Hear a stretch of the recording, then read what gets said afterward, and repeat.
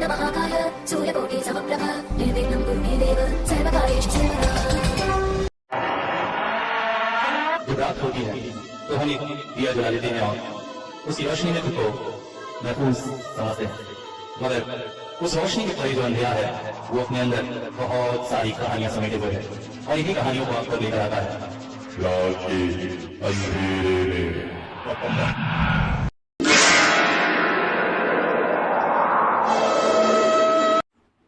बिंदी बिंदी रे बिंदी कहाँ गई? जल्दी आ, देख तेरा सर्वनाश हो गया है। पड़ोस की कुबड़ी दादी माँ ने अचानक ही तालाब किनारे से बर्तन धोकर आती हुई बिंदी को देखकर चिल्लाया। उनकी बातें सुनकर बिंदी जैसे सहम से उठी थी, हाथों से बर्तन छूटकर गिर गए। वो दौड़ पड़ी मंदिर की तरफ और गांव के उस मंदिर के प्रांगण में चारों ओर खून बिखरा हुआ था और वहां पर पड़ी हुई थी एक 12-13 साल की लड़की की लाश, जिसके मुंह पर भात रखा हुआ था और उसके पेट को किसी ने फाड़ कर खा लिया था। उसका पेट फटा हुआ था। अचानक ही एक और महिला चीख पड़ी, कमीनी कुतिया, हो गया तुझे शांति? देख देख तूने क्या किया, नष्ट कर डाला ना लड़की का जीवन। बार बार कहा था उसे भात मत दे, मगर तुझे मानना नहीं है। मर मर यहाँ पे मर। हे भगवान, तुम्हारा ये कैसा न्याय है? छोटी सी बच्ची के साथ ये अनर्थ कैसे हो गया? अपनी पोती की मृत्यु पर अत्यधिक दुखित होकर बिंदी की सास उसे बार बार कोसे चले जा रही थी। इस गांव की लगभग सभी लड़कियों के सिर पर हर समय मृत्यु सवार रहती है और मृत्यु का कारण है भात पिशाचनी का यह मंदिर। इस मंदिर का निर्माण गांव के जमींदार ने किया था। वो भी आज से करीब 70-80 साल पहले। इस मंदिर में प्रतिस्थापित देवी या कहें अपदेवी, जिसकी मूर्ति अत्यंत आश्चर्यजनक है। उसके शरीर पर पहनाया हुआ है एक फटी हुई साड़ी, आंखों में जैसे आंसू जमे हुए हैं, मगर उसके बाद भी चेहरे पर है कटील हंसी। दोनों आंखों में पुतलियां नहीं है, फक्त सफेद सी है उसकी आंखें। दोनों हाथ सामने इस तरह से फैले हुए हैं जैसे वो कुछ मांग रही हो। और इस मूर्ति की सबसे भयंकर बात यह है कि मूर्ति का सिर 2 भागों में टूटा हुआ है।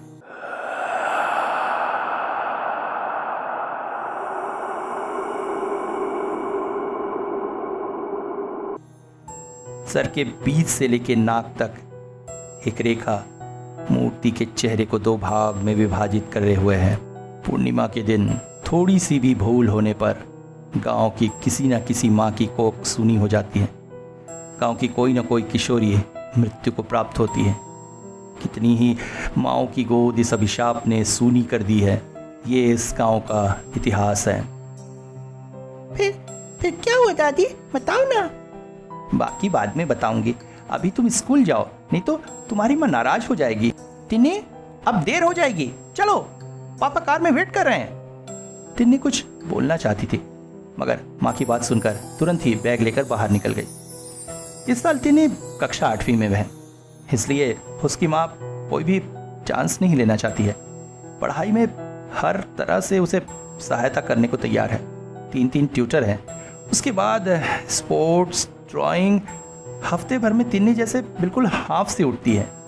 उसके माता पिता के पास तो उसके पास समय ही नहीं है, मगर उसका एकमात्र सहारा है उसकी दादी, जिसे वो दिल खोल कर बातें करती है। पहले तिन्नी घर लौटकर मम्मी पापा को घुमाने ले जाने की जिद करती थी, कभी कैरम खेलने की जिद करती थी, मगर अब वो बच्ची भी जैसे समझ गई है कि उसके माता पिता के पास उसके लिए थोड़ा सा भी समय नहीं है। आपसे कहा है ना माँ जी, तिन्नी को इस तरह की भूत प्रेत की कहानियां मत सुनाया कीजिए। वो रात में डरती है, अकेले सोना नहीं चाहती है। अब वो बड़ी हो रही है, उसे सेपरेट रूम में सोना सीखना होगा। और आप की बहू की बात सुनकर शिवानी देवी थोड़ा सा सहम उठी। बहू बेटे के नौकरी पेशा होने की वजह से उनके घर में वो एक नितांत बोझे की तरह है। अपने ही घर में अब उन्हें डर डर कर रहना पड़ता है। थोड़ा सा घबराते हुए बोली, कहानी नहीं है बहू, ये तुम्हारे ससुराल के गांव के लड़कियों की नीति है। उस गांव में सच में ही 13 से 17 साल की कोई लड़की अगर पूर्णिमा के दिन भात खा ले तो स्वयं यमराज उतर आते हैं उसके नीति लिखने के लिए। भात पिशाचिनी उस लड़की को माँ का छद्म रूप लेकर ले जाती है उसे भात पिशाचिनी के उस मंदिर में, और फिर जबरदस्ती उसके मुंह में भर देती है थोड़ा सा भात। और वो भात जैसे ही उसके पेट में जाता है फिर उसका पेट फाड़ कर उसकी अतड़िया और वो भात खा जाती है। वो बहुत भयंकर है भौरानी, बहुत भयंकर है। आंचल से अपनी आंखों में भराए आंसुओं को पोंछते हुए शिवानी देवी बोली, और इसके साथ साथ उन्हें याद आ गए अपने ससुर हरिनारायण की कही हुई कुछ बातें। हरिनारायण भात पिशाचिनी के मंदिर के निर्माता थे। मंदिर के निर्माण के कुछ 2-3 साल बाद ही उनकी मृत्यु हो गई थी। उनके 2 पुत्र थे। छोटे पुत्र ने विवाह नहीं किया, बड़े पुत्र की पुत्रवधू थी शिवानी देवी। मृत्यु सज्जा में ससुर ने कहा था, सुनो बहू रानी, गुरुदेव के कहने पर मैंने इस मंदिर का निर्माण तो करवा दिया है। अब गांव के लोग कुछ हद तक सुरक्षित हैं, मगर याद रखना हर दिन सुबह भोग के रूप में एक थाल भात उनके मंदिर में अगर पहुंच जाना चाहिए, तभी वो बधी रहेगी। उसे अतृप्त भूख है, भूख लेकर ही वो मृत्यु को प्राप्त हुई है।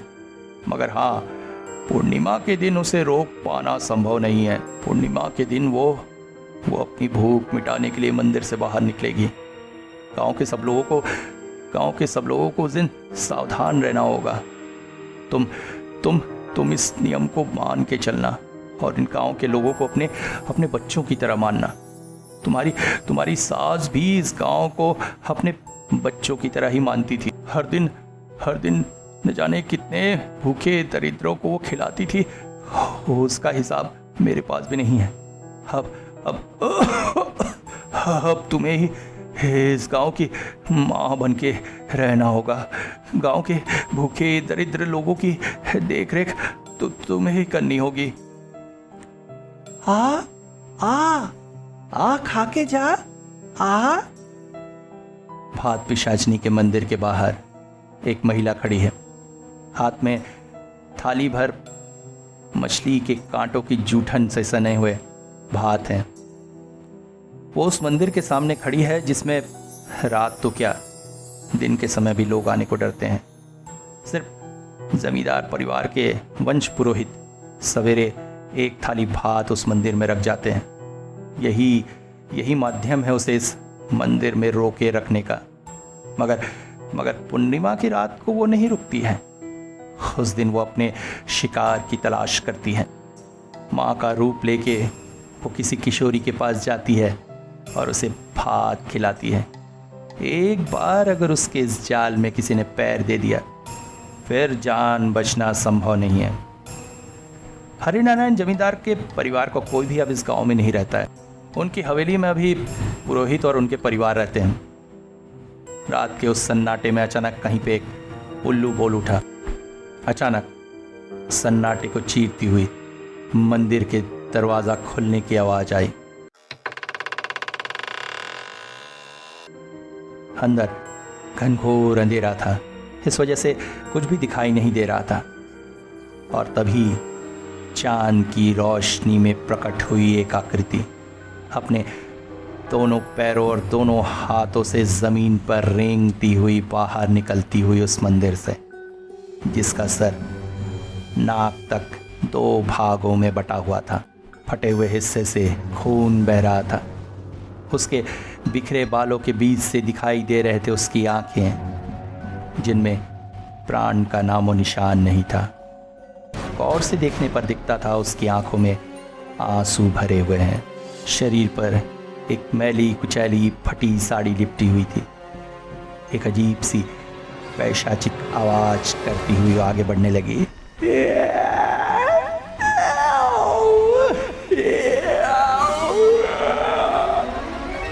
उसे आगे आते देखकर वो महिला आगे बढ़ी और अपने हाथों में पकड़ी थाली जमीन पर रख दी। सामने भात देखते ही जैसे वो आकृति उत्तेजित हो उठी और बिल्कुल कूद पड़ी और फिर एक किसी पशु की भांति थाली में मुंह डालकर चबा चबा कर भात खाने लगी। सामने का दृश्य देखकर उस महिला की आंखों में भी आंसू की कुछ बूंदें निकल आई। उसके साथ ही उसके चेहरे पर एक कुटिल हंसी फैल गई और इसके साथ साथ उसकी आंखों में तैर गया दिवाली के बाद भाई दूज का वो दृश्य और उसके साथ साथ उसके कानों में गूंजे कुछ शब्द। बहन की कपाल में दिया टीका, जमुना दे जम को टीका, मैं दूं अपनी बहन को टीका।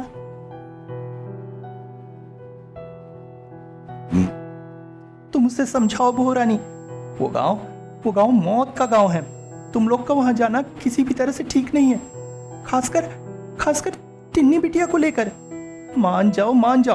माँ तुम अब चुप करो तो, तुम्हारी ये पागलपने की बकवास सुन सुनकर मैं परेशान हो गया हूँ। और हाँ, तिन्नी हमारी बेटी है, हमारे न रहने पर तुम थोड़ा उसकी देखभाल कर लेती तो उसकी गार्जियन मत बनो, समझ गए ना। मैं इस बार जाऊंगा ही और वहां जो कुछ है सब बेच कर आऊंगा। अब हाथ में पैसे आएंगे तो एक अच्छा सा बिजनेस चालू कर सकूंगा। और हाँ, तुम ये हर अच्छे काम में बाधा मत डाला कर। तो देखिए माँ जी, अपनी पुश्तैनी जमीन नहीं बिकने देना चाहती है तो आप बोल दीजिए। हाँ, ये बात घुमा फिरा के बातें मत कीजिए। मेरे पति को पैसे की बहुत जरूरत है बिजनेस चलाने के लिए, अब हम वो जगह बेच कर रहेंगे। कहकर बहू बेटा सोने चले गए। शिवानी देवी कमरे में अकेली बैठी थी। तभी तिन्नी उनके पास आई। दिन के समय हालांकि माता पिता जागने पर उसे डांट पड़ती है, इस वजह से वो दादी के पास नहीं आ पाती है। रात के अंधेरे में जब सब सो जाते हैं तब वो चुपचाप दादी से आकर मिलती है। इस 3 कमरों के फ्लैट में वैसे तो 4 ही लोग रहते हैं, मगर शिवानी देवी और तिन्नी हमेशा अकेले ही रहते हैं। वैभव और अंकिता के पास अपनी नौकरी पेशा जिंदगी में व्यवस्थाओं के बाद उन लोगों के लिए समय ही नहीं बचता है। सो दादी ही तिन्नी की एकमात्र बेस्ट फ्रेंड है। वो रात में दादी से मिलने आती है। हालांकि देर रात तक जागने से मम्मी पापा डांटते हैं, इसलिए वो चुपचाप आती है। आज भी उसी तरह आई है। अच्छा दादी, क्या वहाँ सचमुच भाग पिशाचनी रहती है? अपनी पोती के मन में शिवानी देवी डर नहीं जगाना चाहती थी, मगर उन्हें पता था कि अंकिता और वैभव उनकी बात किसी भी तरह से नहीं मानेंगे। ऐसे में इस छोटी सी बच्ची को सावधान कर देना ही ज्यादा सही है। उन्होंने कहा, देखो बेटी, डरो मत, भगवान है, वो सब का मंगल करते हैं। मगर हाँ, एक बात तुम अपने दिमाग में अच्छे से बैठा लो, चाहे पृथ्वी इधर की उधर हो जाए, पूर्णिमा की रात को तुम्हें उस गांव में किसी भी हाल में भात मुंह में नहीं देना है, किसी भी हाल में नहीं, याद रहेगा ना? मगर क्यों दादी? यहाँ पर तो हम लोग कोई तारीख देखकर भात नहीं खाते हैं, वहाँ इस तरह से भात खाना क्यों दादी, बोलो ना। शिवानी देवी के दिमाग में अतीत के कुछ भयानक यादें गूंज उठी और तिन्नी का सिर अपनी गोद में लेकर वो बोली, कुछ सवालों के जवाब ना देना ही ठीक रहता है बेटी, तुम सिर्फ मेरी बातें याद रखना। आप भी मेरे साथ चलो ना दादी, चलो ना, मैं वहाँ बहुत अकेली हो जाऊंगी, मुझे वहाँ कौन प्यार करेगा, कौन खाना खिलाएगा, चलो ना। मैं वहाँ नहीं जा पाऊंगी बेटी, ससुर के जमा पूंजी किसी और के हाथों में चले जाए, ये मैं अपनी आंखों से नहीं देख पाऊंगी। रास्ते में एक टी स्टॉल देखकर वैभव ने कार रोक दी। फिर पत्नी बेटी को कार में ही बैठाकर वो दुकान की तरफ चल दिया। दुकान में जाकर उसने काउंटर पर बैठे लड़के से पूछा, अच्छा क्या क्या मिलेगा यहाँ? किताब से जैसे पढ़ाई याद की हो, उसी अंदाज में लड़का बोल पड़ा, चाउमीन, आमलेट, कटलेट, कॉफ़ी, चाय, पराठा, अंडा करी, जो भी चाहेंगे आपको मिल जाएगा। अच्छा, तो ऑमलेट और 2 कप चाय लेके कार तक पहुंचा दो। कार के पास जाकर वो बोले, ए तिन्नी, तू क्या खाएगी? पिताजी की आवाज़ जैसे तिन्नी ने सुनी ही नहीं। हाथों में पहने हुए फ्रेंडशिप बैंड को वो गौर से घूर रही थी। हर साल की तरह इस साल भी दादी और उसने एक दूसरे को फ्रेंडशिप बैंड बांधा था, एक दूसरे के बेस्ट फ्रेंड जो है वो। अचानक माँ ने उसका कंधा झकझोरा, ए तिन्नी, पिताजी को जवाब क्यों नहीं दे रही है? क्या माँ, क्या हुआ? अरे कब से पूछ रहा हूँ, क्या खाएगी तू? मैं कुछ नहीं खाऊंगी, आप लोग खाओ, मुझे भूख नहीं लगी है। अरे कैसे भूख नहीं लगी है? हम लोग तो घर से निकलने से पहले हैवी ब्रेकफास्ट किए हैं, मगर तू तो सिर्फ जूस पी कर आई है। कम से कम बिस्कुट खा ले।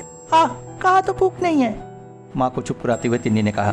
फिर पिताजी की तरफ देखकर बोली, पापा मैं थोड़ा वॉशरूम जाऊंगी। उनकी बात सुनकर पास ही खड़ी होटल की महिला ने आकर उसे अपने साथ ले जाने की बात कही। पास ही में एक झोपड़ीनुमा जगह थी, यही वॉशरूम था। तिन्नी को वहां छोड़कर वो पुनः होटल में वापस लौट गई। वॉशरूम से निकलते हुए तिन्नी ने देखा वहां पर एक उसी की हमउम्र लड़की खड़ी है। तिन्नी उससे कुछ बोलती उससे पहले ही वो लड़की बोल पड़ी, घूमने आई हो? गांव में जा रही हो? तिन्नी चौंक पड़ी। अरे तुम्हें कैसे पता? तुम्हारे मम्मी पापा कार में बात कर रहे थे ना, मैंने वहां से सुन लिया। मेरा नाम माला है, तुम्हारा नाम क्या है? मेरा नाम तिन्नी है। तुम कहाँ रहती हो? तुम जिस गांव में जा रही हो ना, मैं वहीं रहती हूँ, मैं तुमसे वहीं मिलूंगी। ओह फिर तो अच्छा हुआ, मुझे एक दोस्त मिल जाएंगी। मैं तो सोच रही थी गाँव में अकेले अकेले मैं परेशान हो जाऊंगी। अरे तो तुम एक काम करो ना, हमारी कार में ही हमारे साथ चलो, हम लोग भी तो वहीं जा रहे हैं। अचानक तिन्नी के माता पिता वहां आ गए।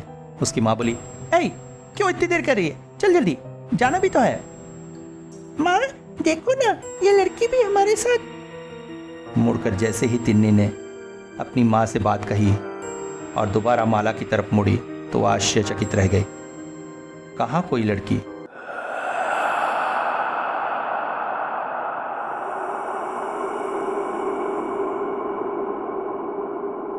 वहां पर कोई भी नहीं था। लड़की? कौन लड़की? तुझसे मैंने कहा है ना, किसी भी अनजाने व्यक्ति से बात नहीं करना, चल जल्दी। कार दोबारा गांव की तरफ चल पड़ी। अचानक गांव की सीमा के पास पहुंचकर तिन्नी बोल पड़ी, माँ ओ माँ, मुझे बहुत भूख लगी है, मुझे खाने को दो। जानती थी तू यही करेगी, इसीलिए बिस्किट खरीद लाई हूँ, रुक जा देती हूँ। नहीं बिस्किट नहीं, मुझे भात खाना है माँ, भात खाना है, मुझे बहुत भात खाने की इच्छा हो रही। भात खाएगी? यहाँ पे भात कहाँ पाऊं? ये बिस्किट खा। गांव पहुंचकर रात को भात खाना। तिन्नी ने जैसे उनकी बातें ही नहीं सुनी और अपने मन में ही बड़बड़ाती रही, भात खाऊंगी मैं, भात खाना है, भात, मुझे जो बहुत भूख लगी है, भात की भूख, भात खाऊंगी मैं, भात। अचानक ही गाड़ी झटका देकर बंद हो गई।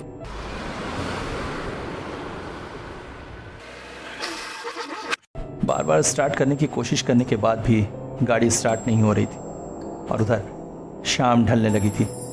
चारों ओर बहुत सन्नाटा था। एक इंसान तो के आसपास घर भी नहीं दिखाई दे रहे थे।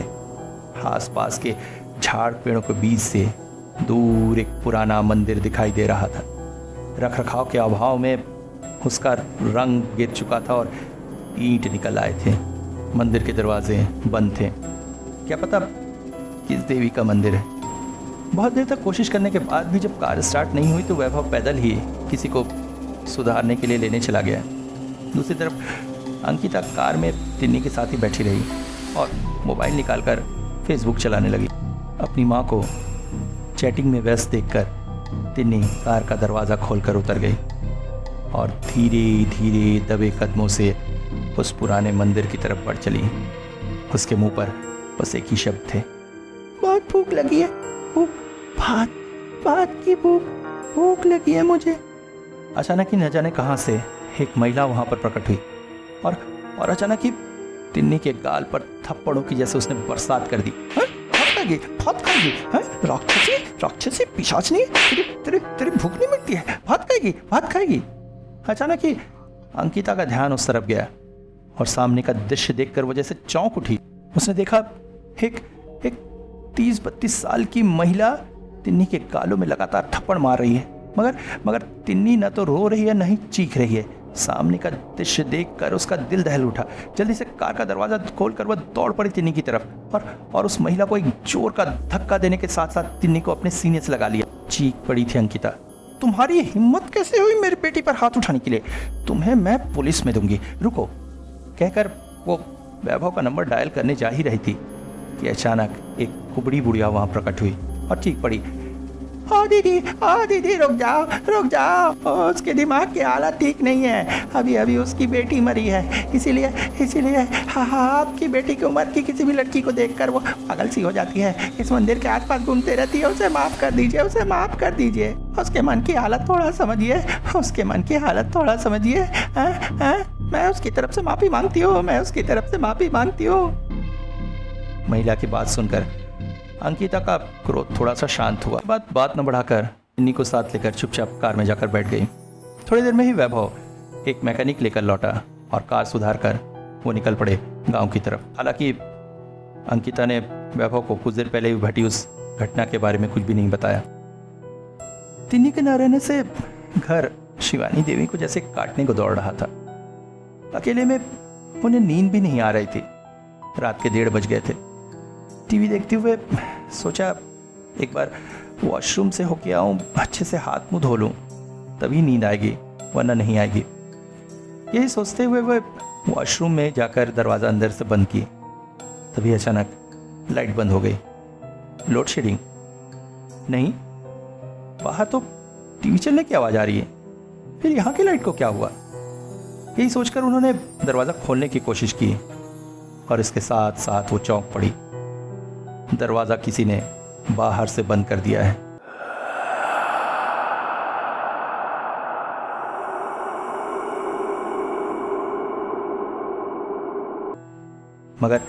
मगर इस वक्त तो फ्लैट में उनके अलावा कोई है भी नहीं और बाहर के दरवाजे में उन्होंने ताला लगा दिया था। फिर अभी ये बातें सोच ही रही थी कि अचानक शिवानी देवी को अपने जीवन का सबसे भयानक अनुभव हुआ। उनके कानों में पीछे से आवाज आई, नहीं बहू, नहीं बहू। डरते डरते जब उन्होंने मुड़कर देखा तो बाथरूम की छत से नीचे की तरफ लटक रही थी एक छोटी सी लड़की की आकृति।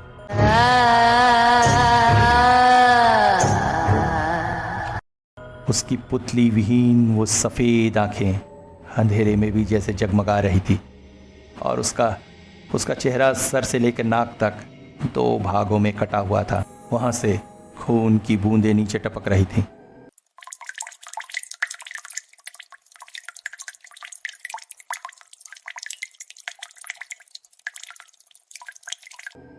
आवाज शिवानी देवी की बहुत पहचानी हुई थी। उनके मुंह से आवाज निकल आई, शालू।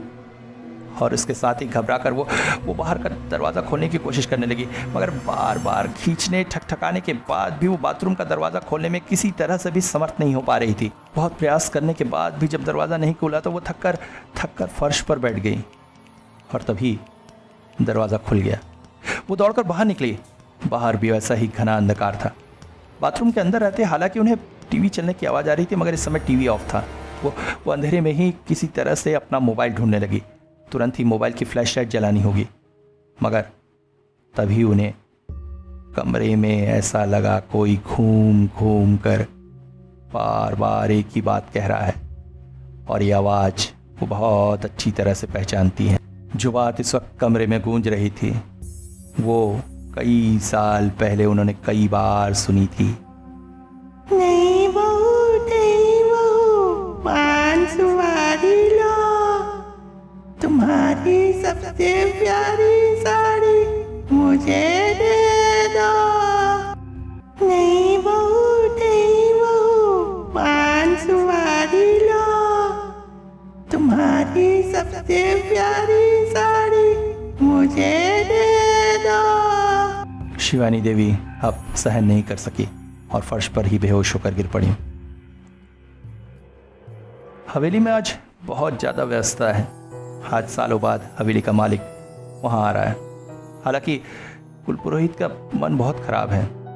इतने सालों जिस घर में वो रहे उसे छोड़ देना पड़ेगा। हालांकि वैभव ने उनसे कहा है उनके रहने के लिए अलग जगह बना देगा, मगर पुराना निवास स्थान से लगाव तो हो ही जाता है। वैभव और अंकिता को उनका कमरा दिखाने के लिए वो उनके साथ आए। तभी कमरे में प्रविष्ट हुई एक कुबड़ी बुढ़िया। उसे देखते ही अंकिता चौंक पड़ी। अभी कुछ देर पहले मंदिर के पास तो उन्हें देखा था। वो बोल पड़ी, आप? तभी पंडित जी बोल पड़े, तुम उन्हें पहचानती हो क्या? वो मेरी शशि मासी है। इस गांव के सभी लोग उन्हें कुबड़ी मौसी के नाम से ही जानते हैं। इनके हाथों की खाने की क्या बात है। तुम लोग जितने दिन यहाँ रहोगे खाना वही पकाएंगी। अभी बातचीत चली रही थी कि एक और महिला कमरे में प्रविष्ट हुई। उसने सबको हाथ जोड़कर नमस्कार किया। दोबारा पंडित जी बोले, और यह है फुलवा। फुलवा का परिवार तुम्हारे वंशानुक्रम में सबकी सेवा करता आया है। बहुत विश्वास प्राप्त है। तुम लोग नहीं थे तो इनकी जरूरत नहीं थी, पर जैसे ही तुम लोग आए मैंने उन्हें फिर से बुला लिया है। तुम्हें जो भी काम हो, जो भी जरूरत हो, तुम फुलवा से निसंकोच कह सकती हो। तब अचानक कुबड़ी बुढ़िया बोल पड़ी, और जब मंदिर के सामने बिंदी को देखा आपने? ये उसी की सास है, फुलवा। अचानक ही बिंदी की बात सुनकर वो महिला जैसे चिल्ला उठी थी। बिंदी, वो बेहया औरत फिर मंदिर के पास गई थी। हाय हाय हाय हाय, अपनी औलाद को खाकर भी उसको चैन नहीं मिला। ऐसी पापी औरत मैंने जीवन में नहीं देखी। अचानक कुबड़ी दादी बोल पड़ी, अरे हो गया, चुप कर। अब तो चुप कर, दुखियारी को और गालियां मत दे। अब तू जा यहाँ से, जा। मालकिन लोगों को थोड़ा आराम करने दे। जा यहाँ से। मालकिन, आप लोग क्या खाएंगे? बता दीजिए, रात में क्या खाएंगे? जाओ, मैं खाना पकाना तो पड़ेगा। रात में जो भी खाना है बता दीजिए। अंकिता बोली, रोटी और कोई सब्जी बना दीजिएगा, हम लोग खा लेंगे। अच्छा, मेरी बेटी के लिए थोड़ा सा भात बना दीजिएगा। भात शब्द सुनते ही बुढ़िया के मुंह से हंसी जैसे गायब हो गई। वो बोली, भात बना दूंगी, मगर मालकिन, इस गांव में किशोरी लड़कियों का भात से लगाव सही नहीं है। विशेषकर पूर्णिमा के दिन इस गांव की कोई भी किशोरी लड़की भात की तरफ मुड़कर भी नहीं देखती है। इसके बाद सभी सो गए। रास्ते की थकान की वजह से सबको नींद भी आ गई थी, मगर पूरी हवेली में एक की आंखों में नींद नहीं थी।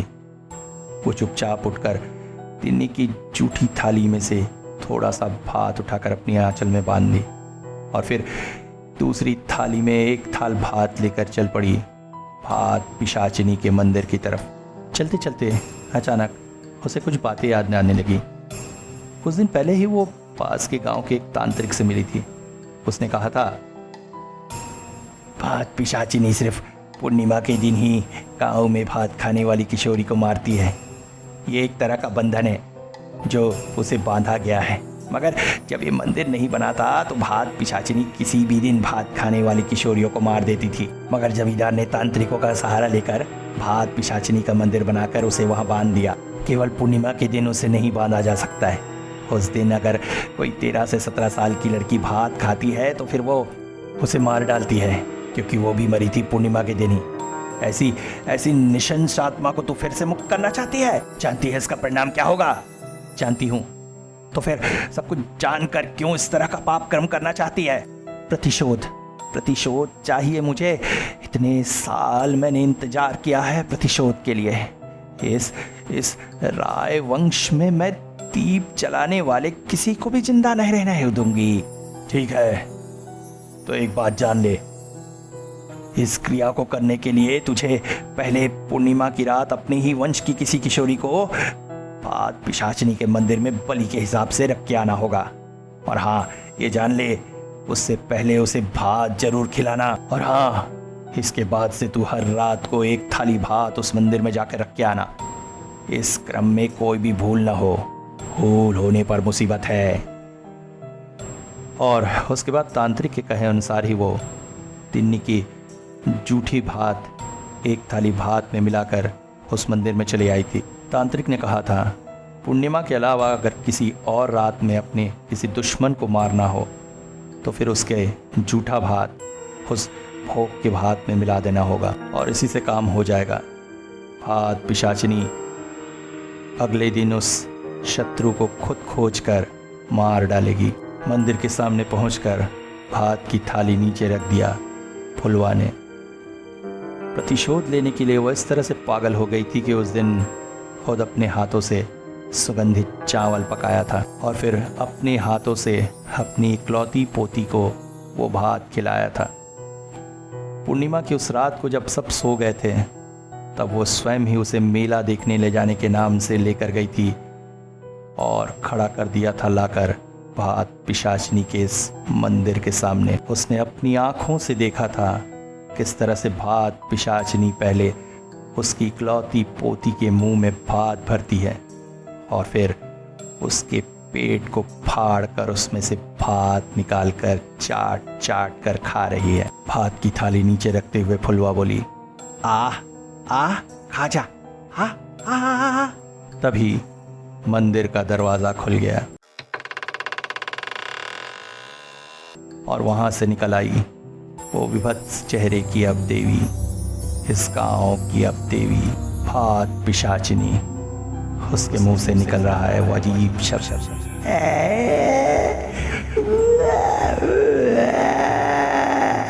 सामने भात देखकर वो फिर से कूद पड़ी उसमें और किसी पशु की भांति मुंह घुसाकर भात खाने लगी। भात खाते खाते अचानक उसने सर उठाकर देखा फुलवा की तरफ, जैसे जैसे उसे मिल गया है अपना अगला शिकार। भात में जैसे तिन्नी के शरीर की गंध समाई हुई थी। भात पिशाचिनी को जैसे पता हो आगे उसे क्या करना है।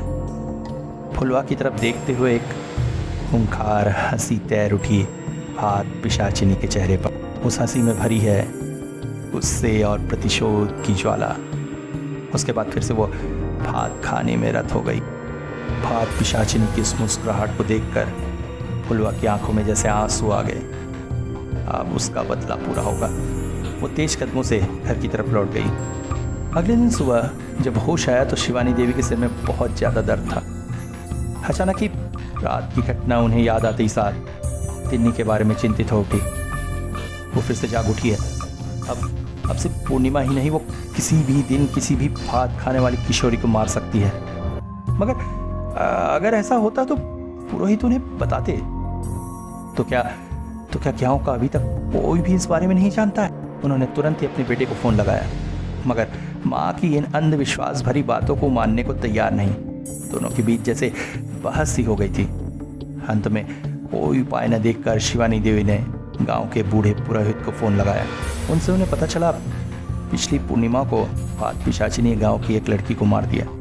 हालांकि गांव की कोई भी लड़की पूर्णिमा के दिन भात खाने की हिम्मत नहीं कर सकती, मगर उस लड़की ने ऐसा क्यों किया था ये किसी को भी समझ में नहीं आया। लड़की की माँ बिंदी पागल सी हो गई है। बेटी की मौत के लिए सब उसे ही दोष देते हैं, मगर पूर्णिमा को छोड़कर अभी तक दूसरे दिन भात पिशाचिनी ने किसी पर भी आक्रमण नहीं किया है। मगर शिवानी देवी जानती हैं भात पिशाचिनी अब बंधन मुक्त हो चुकी है, वरना अपने घर की सीलिंग में वो उसे नहीं देखती। वो बोली, बहुत पास ही किसी ने उसे जगाया है, बहुत पास ही, 1-2 दिन के बीच में ही। तभी वो अभी शिकार पर नहीं निकल पाई है। इतने साल बाद अचानक अभी उसे क्यों जगाया गया? समझ पा रहे हैं आप? ये मैं समझ रही हूँ। उसे जगाया गया है तिन्नी के लिए। रायवंश के लोग गांव में आ रहे हैं, ये बात किसी ऐसे के कान में गई है जिसने जगाया है भात पिशाचिनी को तिन्नी को मारने के लिए। तिन्नी भी तो 13वें साल में ही पहुंची है और कल रात को मैंने उसे देखा है। वो उसका क्या विभत्स रूप था, क्या विभत्स रूप।